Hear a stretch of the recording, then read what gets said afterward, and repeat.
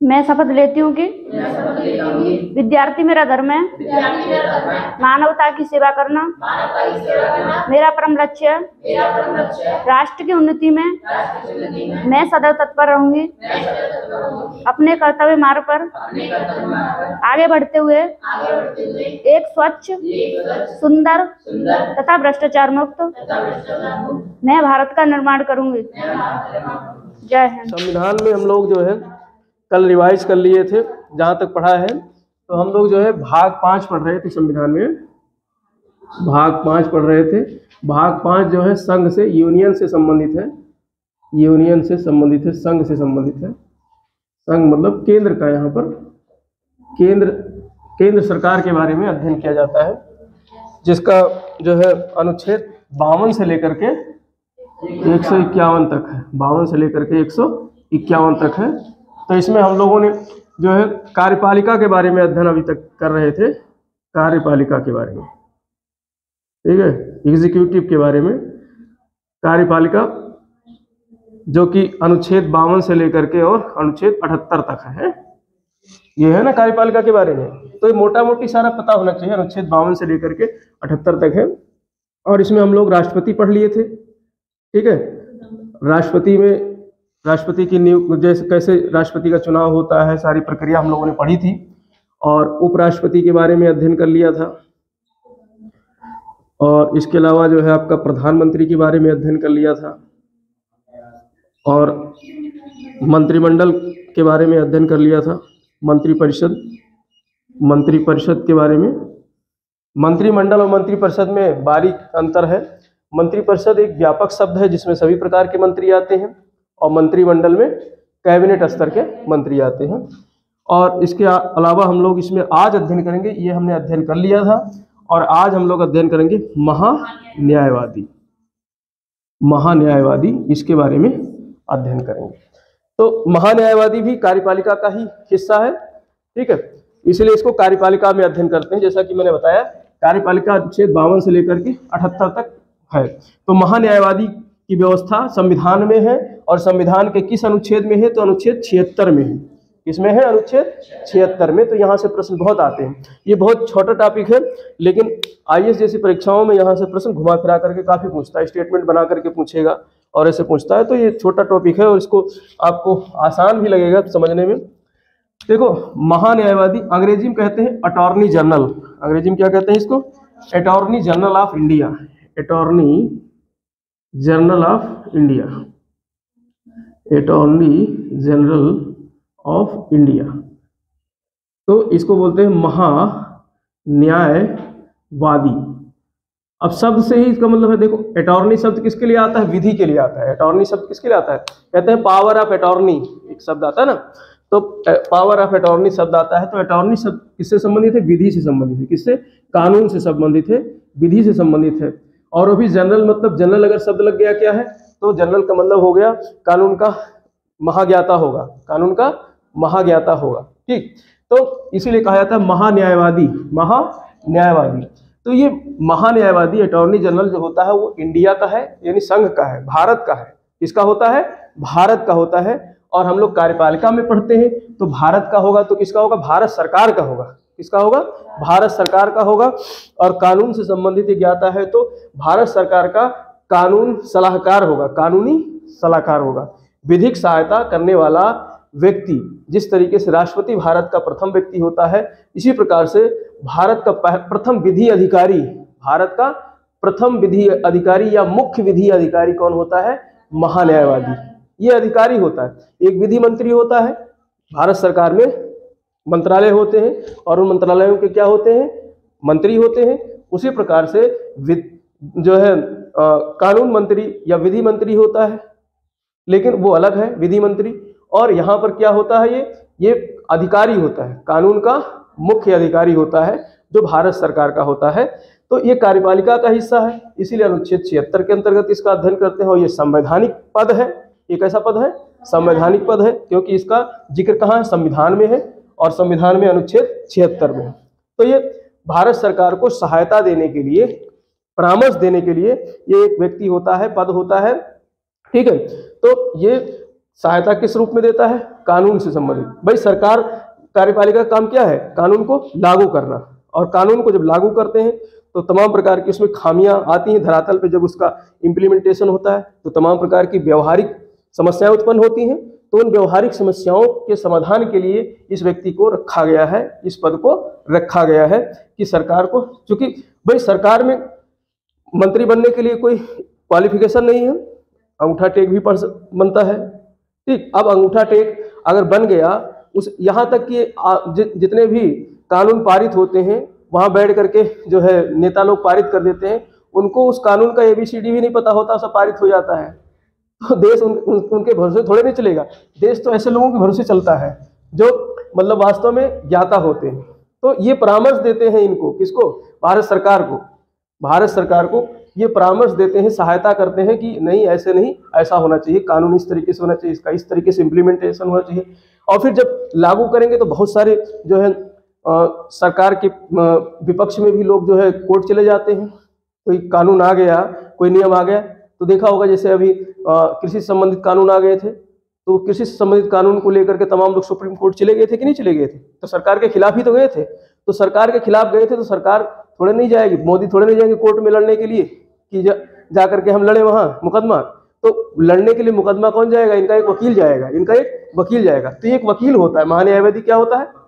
वकील होता है जो भारत सरकार की तरफ से मुकदमा लड़ता है। भारत सरकार के खिलाफ अगर किसी ने मुकदमा कर दिया तो उस मुकदमे को लड़ने के लिए, उस मुकदमे की पैरवी करने के लिए कौन जाएगा? महान्यायवादी जाएगा, अटॉर्नी जनरल ऑफ इंडिया जाएगा। तो इसके जो है इस तरीके से कार्य हो गए, यानी सहायता भी देता है विधि से संबंधित, किसी भी मैटर पर विधि से संबंधित सहायता भी देता है, और मौका पड़ने पर सुप्रीम कोर्ट से लेकर के और डिस्ट्रिक्ट न्यायालय तक भी लड़ता है। अगर सुप्रीम कोर्ट का मामला है तो सुप्रीम कोर्ट में जाएगा, अपना सरकार की तरफ से पैरवी करेगा।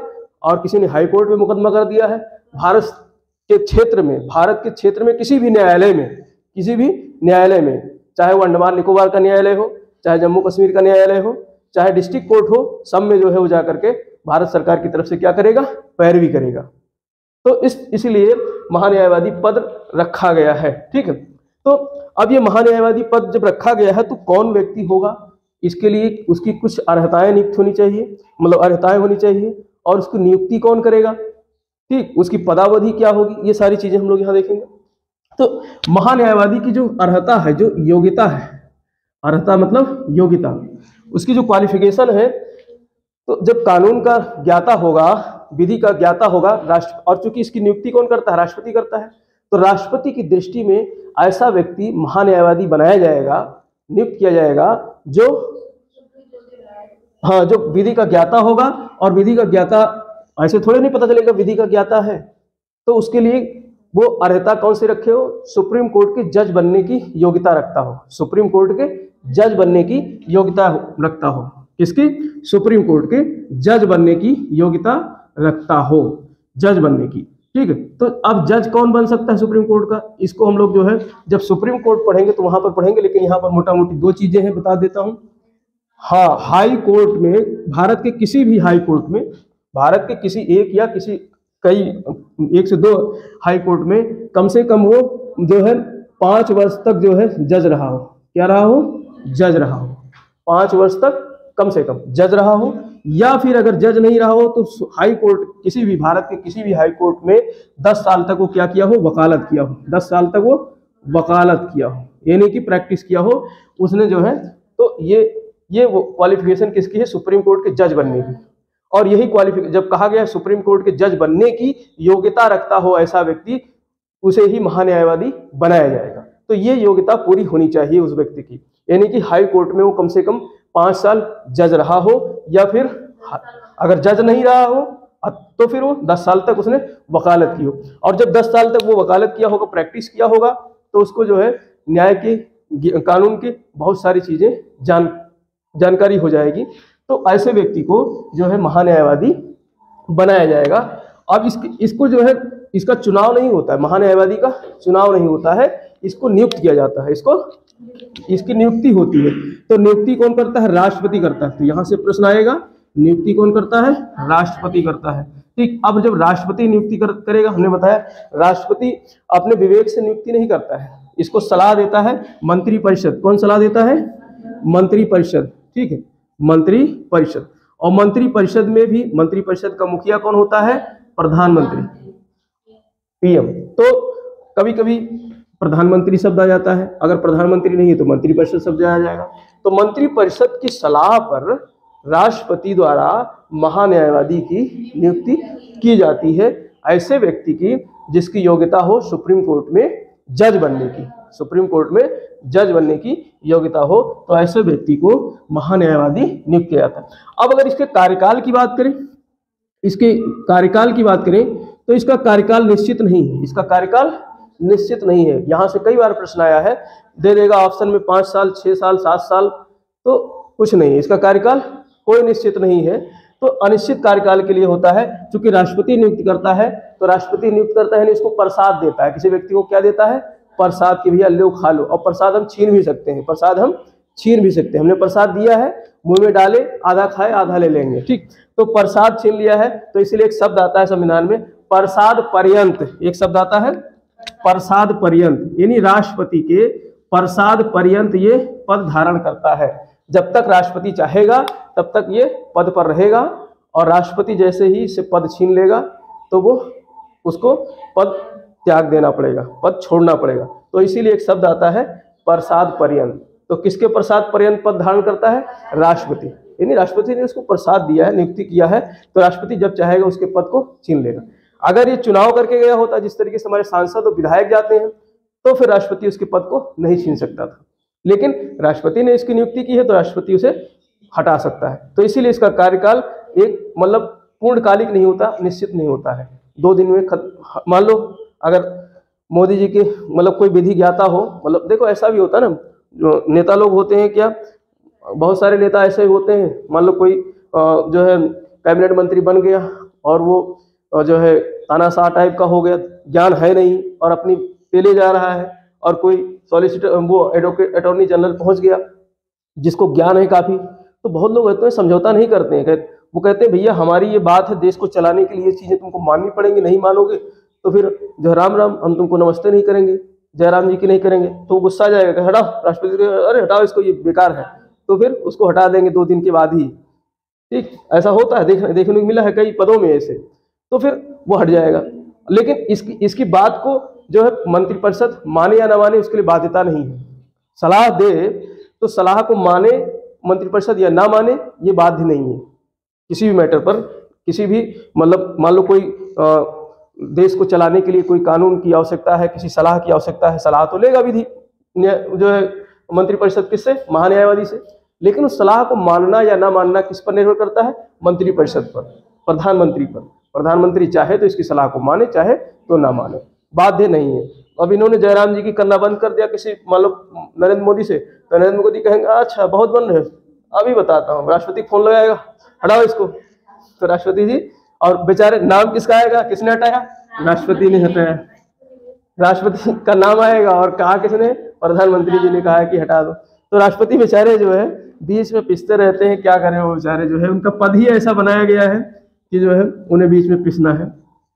तो इस तरीके से ये जो है राष्ट्रपति के प्रसाद पर्यंत पद पर बना रहता है।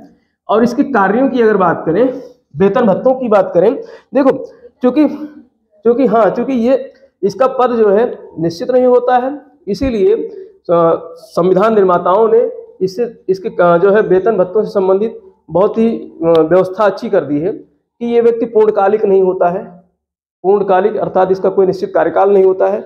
तो ऐसा व्यक्ति जो है सरकार का वकील तो होता ही और खाली बेरोजगार बैठा हुआ है तो हमारा भी केस लड़ सकता है। जैसे हम बड़े पैसे वाले हैं, जो है मेहुल चौकसी जैसे लोग जो भारत में गबन करके भाग गए हैं, तो उनका केस लड़ेगा तो मोटा पैसा मिलेगा केस लड़ने के लिए। तो फिर प्राइवेट व्यक्ति यानी निजी प्रैक्टिस भी कर सकता है पद पर रहते हुए, क्योंकि ये सरकारी पद नहीं है। तो यहाँ पर एक प्रश्न और आता है कि महान्यायवादी का पद क्या जो है सरकारी है? तो सरकारी पद नहीं है ये, सरकारी मतलब इस संविधान में ये सरकारी पद नहीं। अब सरकारी व्यक्ति होता तो इसको सैलरी मिलती, सरकारी व्यक्ति को सैलरी मिलती है कि नहीं मिलती है, लेकिन इसको जो है राष्ट्रपति द्वारा निर्धारित जो है भत्ते वगैरह मिलते हैं। सैलरी नहीं मिलती है कि परमानेंट हर महीने इतनी सैलरी मिलेगी, तो इसको भत्ते वगैरह मिलते हैं। यानी जब तक ये पद पर रहेगा इसको जो है आवास मिलेगा बाकायदा बढ़िया, इसको जो है नौकर चाकर मिलेंगे, इसको बॉडीगार्ड मिलेंगे, ठीक है, सारी व्यवस्थाएं मिलेंगी, लेकिन बंधी हुई तनख्वाह नहीं मिलेगी, क्योंकि ये जो है इसके लिए एक मौका रखा गया है कि प्राइवेट प्रैक्टिस कर सकता है, किसी निजी व्यक्ति का भी जो है मुकदमा लड़ सकता है। लेकिन मुकदमा लड़ने जाएगा, अब मान लो सरकार के विरोध कोई मुकदमा दायर कर दिया तो सरकार के विरोध नहीं लड़ सकता है। सरकार के विरोध किसी व्यक्ति ने अगर मुकदमा दायर कर दिया तो उस व्यक्ति का मुकदमा ये नहीं ले सकता है। क्यों? क्योंकि सरकार सबसे पहले सरकार का वकील है, ये सरकार का वकील है, उसके बाद में जो है किसी निजी व्यक्ति का वकालत कर सकता है। तो अब इसीलिए जो है इसके लिए सैलरी निश्चित नहीं की गई, क्योंकि ये सरकारी व्यक्ति नहीं होता है। तो हाँ, निजी प्रैक्टिस इसलिए कर सकता है, लेकिन निजी प्रैक्टिस जो है सरकार के अगेंस्ट नहीं कर सकता है, ये भी ध्यान रखना है।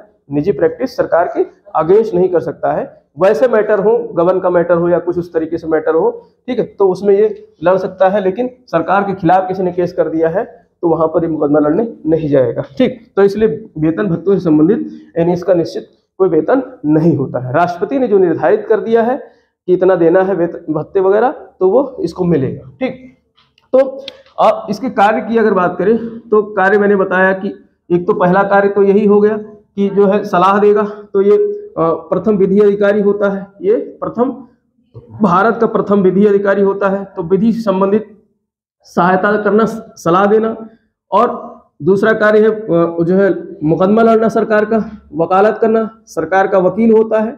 सरकार का ये क्या होता है? सरकारी वकील होता है, वही भारत सरकार का। और इसके अलावा चूंकि जो है भारत कानून नियम सरकार जो है कहाँ बनाती है? विधायिका में। तो ये विधायिका के संबंधित जितने भी मतलब बैठकें होती हैं, कहाँ होती हैं? संसद में होती हैं, संसद में होती हैं। तो संसद के बहस में ये भाग ले सकता है। संसद के दोनों सदनों में, किसी भी सदन में, राज्यसभा में या लोकसभा में, किसी भी सदन में ये उसकी बैठकों में क्या कर सकता है? भाग ले सकता है। तो यहाँ से प्रश्न बहुत पूछता है कि संसद के सदनों में भाग लेने वाला ऐसा व्यक्ति कौन है जो सदस्य नहीं है, उसका संसद का सदस्य नहीं है, तो वो कौन होता है? महान्यायवादी, अटॉर्नी जनरल ऑफ इंडिया, जो सदस्य ना होते हुए भी आईएएस हमेशा अगर प्रश्न यहाँ से पूछता है तो घुमा फिरा करके इसी को स्टेटमेंट बना के पूछता है। तो महान्यायवादी जो मेंबर ना होते हुए भी संसद के सदस्य की कार्यवाहियों में भाग लेता है और बोल भी सकता है। मान लो किसी मैटर पे जो है वहां पर नारेबाजी हो रही है कि ये जो है कानून पारित होना चाहिए, तो उस पे उसकी जो है अच्छाइयों को सरकार की तरफ से गिनाएगा, वहां खड़ा होकर के बोलेगा, उस पर चर्चा करेगा, तो कार्यवाहियों में भाग ले सकता है, चर्चा कर सकता है। लेकिन जब वोटिंग की बारी आएगी, जब उस पर वोटिंग की, भाई कोई भी कानून पारित करने के लिए क्या होता है? वोटिंग कराई जाती है। तो उसमें जब वोटिंग की बारी आएगी तो वोटिंग में सिर्फ वही भाग लेंगे जो संसद के क्या होंगे? सदस्य होंगे। और चूंकि ये संसद का सदस्य नहीं है तो वोटिंग में भाग नहीं ले सकता है। वोटिंग के समय ये बाहर निकल जाएगा, कहेगा भैया तुम लोग वोटिंग कर लो, जब बाद में फैसला आ जाएगा तो आ जाएंगे, देख लेंगे क्या है। ठीक, तो वोटिंग में भाग नहीं ले सकता है। तो यहाँ से प्रश्न अक्सर पूछा जाता है कि वो कौन सा व्यक्ति है जो संसद की कार्यवाहियों में भाग लेता है, उसमें बहस करता है, लेकिन वोटिंग में भाग लेने का अधिकार नहीं है। तो महान्यायवादी। कई बार अक्सर प्रश्न आया है स्टेट पीसीएस में और आईएएस में, यहाँ से प्रश्न अक्सर आता रहता है। ठीक, तो ये अटॉर्नी जनरल ऑफ इंडिया है। ये कौन है? Attorney general of India. क्यों? क्योंकि ये सदस्य नहीं है, संसद का सदस्य नहीं।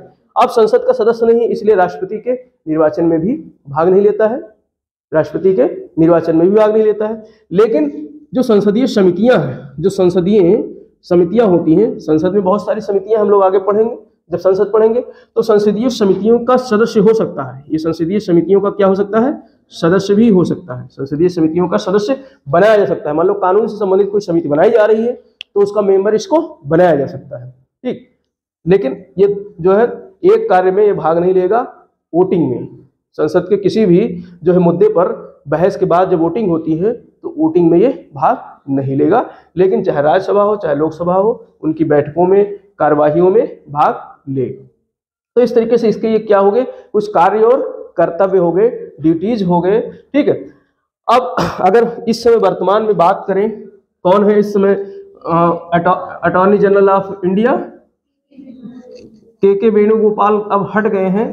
अभी 2022 में जो है अक्टूबर में अक्टूबर जो है 2022 में है are Venkat Ramani, are Venkat रमणी, ठीक है। तो ये याद रखना, आर वेंकट रमणी, हाँ are Venkat Ramani attorney general of India है, अटॉर्नी जनरल ऑफ इंडिया है आर वेंकट रमणी, ठीक। तो और अब देखो, चूंकि ये भारत जो है भारत सरकार एक बहुत मतलब क्षेत्र भारत का काफी बड़ा है, तो एक अकेला व्यक्ति जो है इसको संभाल नहीं सकता है।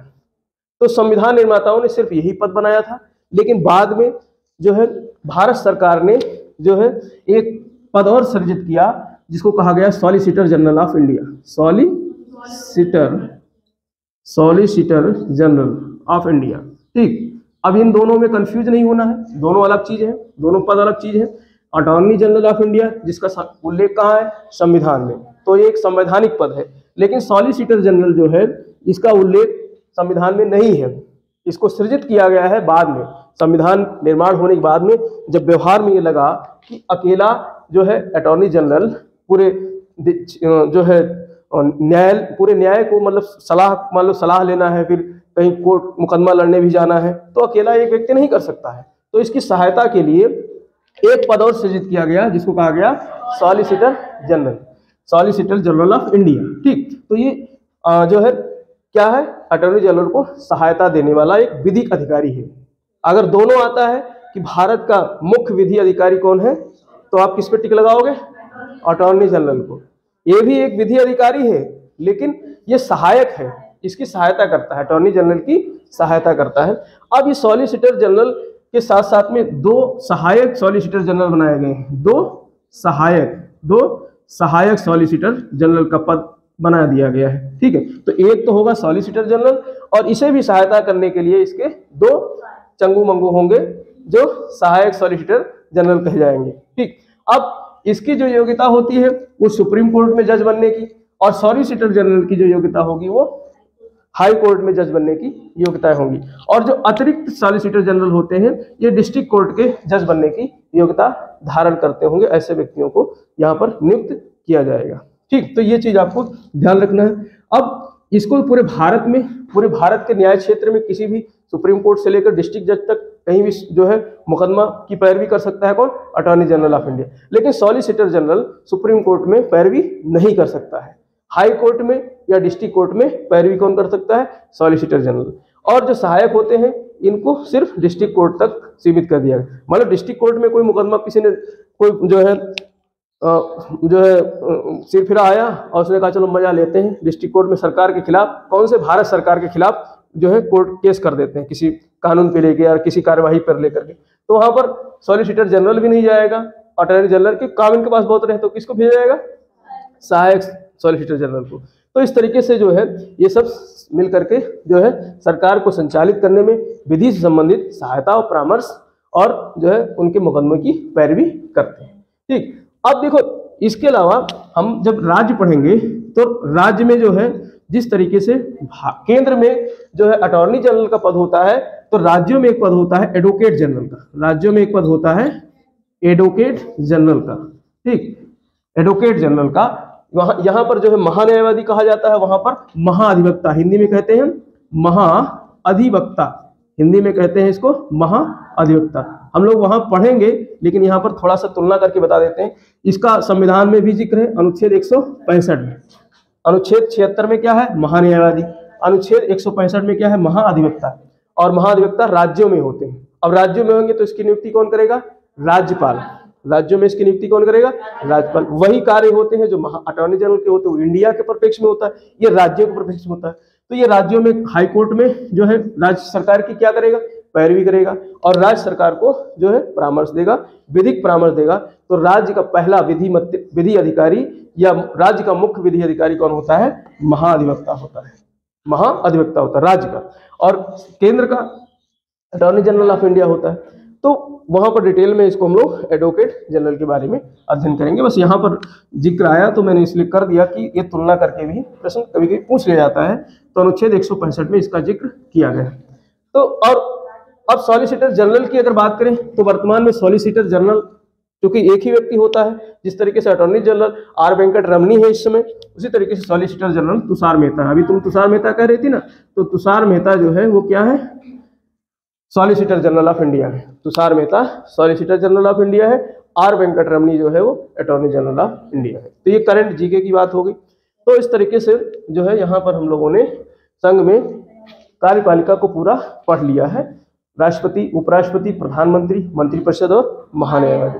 तो ये पूरा हमारा जो है कार्यपालिका खत्म हो जाता है। अब कल से हम लोग जो है विधायिका के बारे में यानी संसद के बारे में अध्ययन करेंगे, जिसमें राज्यसभा का अध्ययन करेंगे, लोकसभा का अध्ययन करेंगे, उनकी कार्यवाहियों का अध्ययन करेंगे, किस तरीके से नियम कानून बनाए जाते हैं। ठीक है, तो ये सारी चीज़ें हम लोग विधायिका में अध्ययन करेंगे। विधायिका जब पूरा हो जाएगा फिर हम लोग सुप्रीम कोर्ट का अध्ययन करेंगे और उसके बाद जो CAG का अध्ययन करेंगे। तो अनुच्छेद 151 तक पूरा ये चलेगा और संघ पूरा हो जाएगा बारी बारी से।